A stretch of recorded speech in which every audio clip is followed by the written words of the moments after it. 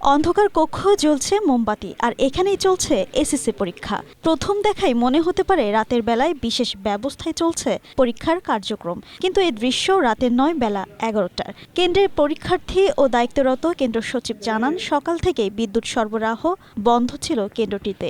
বিদ্যুৎ কার্যালয়ে জানানোর পরেও মেলেনি সমাধান। এমন সময় শুরু হয় ঝড় বৃষ্টি। কক্ষ পুরোপুরি অন্ধকার হয়ে এলে কেন্দ্র সচিবের ব্যবস্থাপনায় জ্বালানো হয় মোমবাতি।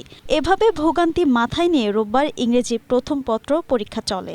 রংপুরের মিঠাপুকুর উপজেলার পায়রাবন্দ বেগম রোকেয়া স্মৃতি গার্লস স্কুল অ্যান্ড কলেজের কেন্দ্রের ঘটনাটি। যেহেতু পাবলিক পরীক্ষায় নিরবচ্ছিন্ন বিদ্যুৎ থাকবে, তারপরে আমরা দেখি যে সকালবেলা থেকে বিদ্যুৎ নেই। তারপরে আমরা বলদীপুকুর স্টেশনে ফোন দিলাম, বিদ্যুৎ স্টেশনে। তারপরে ফোন দেওয়ার পরে ওনারা আবার বললেন যে এটা জাতীয় গ্রেডে রংপুরে নাকি সমস্যা। স্ট্রবেরি সুপার ডটেড ও ক্লাসিক ভ্যারিয়েন্টে সেন্সেশন জাগুক শিহরণ। ওনারা বলতেছেন যে এটা জাতীয় সমস্যা। এই গ্রিড নাকি এই রংপুরে নাকি যে মানে কী সমস্যা হয়েছে এটা আমি সঠিক বলতে পারবো না। এই অবস্থা দেখলাম, কিছুক্ষণ পর দেখলাম যে আসলে অন্ধকার, বৃষ্টি হচ্ছে, অন্ধকারও ঘনিয়ে আসতেছে।